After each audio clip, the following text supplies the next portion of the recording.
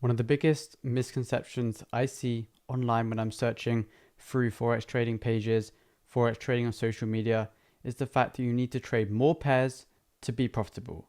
People think that the more pairs you trade, the more profitable you will become. But I am testament to the fact that that is completely false. I've only traded one pair at a time, basically 90% of my trading career. You can probably guess that the other 10% was at the start of my journey when I had that same belief that the more pairs I trade, the more profit I will make. Because in my mind, if I only have one trade on gold, but then I have 9 trades on various other pairs, I will make, obviously, 9 times the profit than I would just trading gold. So why did I switch? What are the pros of trading one pair? And then perhaps a little chart example. That is what is in store for today's video. So the main reason why I only look at one pair is I want to make my trading as simplistic as possible. When I open the charts in the morning, as I do every single day, when the markets are open, and when I know I'm going to be able to give 100% focus, I click on the chart from my bookmark bar and it opens a GBP USD chart. And then when I'm trading, doing my analysis, I will stay on that GBP USD chart the whole trading session. I won't go on gold, I won't go on EU, I won't go on any futures. Everything is done on GBP USD. Super simple. So I don't have to get into the situation where perhaps I'm on Euro USD, or I miss a trade on GBP USD because I'm looking at a different pair. Or perhaps I'm trading 5 different pairs and there are trades showing up on all 5 pairs.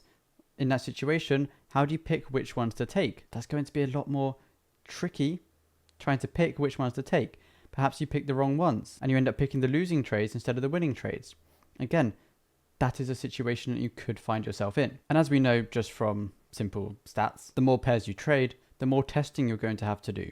Which means if you're spending, let's say 5 hours per week testing 5 different pairs, you're only going to be spending 1 hour on each pair. Whereas if I'm spending 5 hours on my GBP USD strategy, I feel like I'm going to get a better understanding of that pair than you spreading your 5 hours across 5 different pairs. And let's say you want to do the same amount of testing on all of your pairs before you take them live, you're going to have to do 5 times the amount of effort and 5 times the amount of work as I would have to do trading GU. And a simple way of putting this is that let's say you trade 5 different pairs at the same time, and then you might make 5 times as much profit. That might be the situation. But what I could potentially do is just increase my risk trading with one pair to match the same amount of profit, whilst also keeping my trading as simple as possible. So that is another way of looking at it. Another positive about when I first open the charts in the morning, I have to go onto the economic calendar.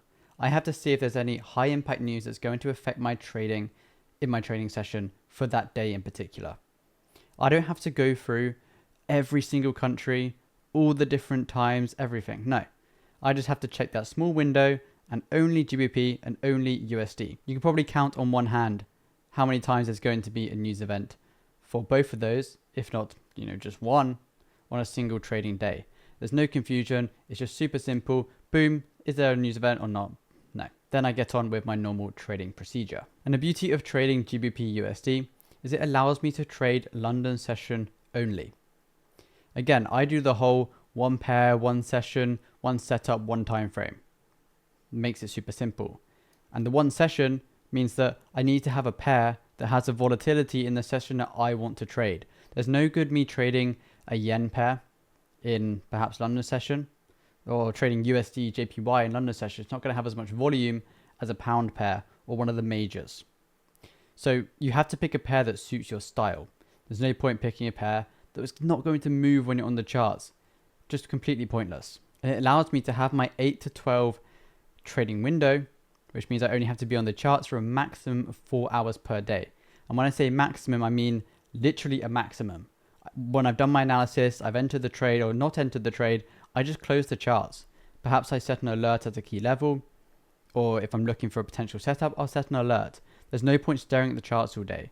People that are trading multiple different pairs in different sessions, they end up staring at the charts all day, and I don't think that's a healthy way of trading. People think that more time, more profits, just the same as they think about more pairs, more profits, but it's not like that in trading. If you spend your time on the charts testing, collecting data, improving, journaling, then that's obviously more time, more profits. But that doesn't come now. It doesn't mean your active trading requires more hours to make more profit. That's not how it really works. You have to do more behind the scenes to make more in the long term. But you won't see that gain today. You'll see it in the future. And also, when I was testing various different pairs in the past, I mainly tested XAU USD, so gold, GBP USD, AUD USD, GBP AUD, and Euro USD. Those were the 5 main pairs that I extensively tested. And you've probably seen, if you have watched back old videos on my channel, I've had numerous payouts from prop firms trading XAU USD, trading with AUD USD, and obviously GBP USD makes up the bulk of my payouts.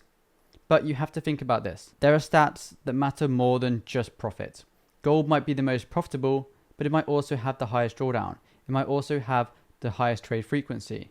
So you have to think about what fits your style as a trader.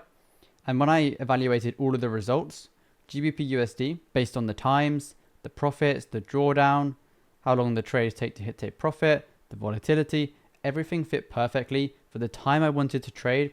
I wanted to be done by 12 p.m, so lunchtime here in the UK. I wanted to be out of trades within a couple of hours maximum.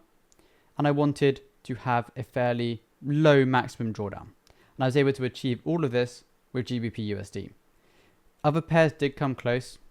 AUD USD was fairly decent in comparison to GBP AUD, for example, but it just didn't compare to GBP USD, which is probably why I've stuck to it, as you guys can probably see from videos on my channel. So if you are looking to pick a pair, think about these things. When can you trade? What pairs will have volatility when you're able to trade? Does that pair have enough volatility for the time frame and how long you're looking to be in your trades? And also, does it work for your strategy?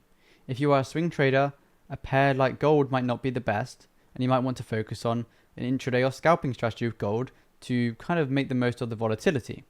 That's something you also have to think about, because each pair has its own qualities, and you need to understand those qualities before you put your hard-earned money on the line with that pair in the live markets. So you can see here this trade. This is the trade we actually took on Wednesday, so yesterday. This was obviously sent to the Telegram group. You can see we did come close to the stop loss, but if you have a raw spreads broker or a raw spreads account with a prop firm, you probably should have been fine on this trade. GU doesn't have massive spreads compared to certain other pairs like gold, for example. But this trade, very beautiful.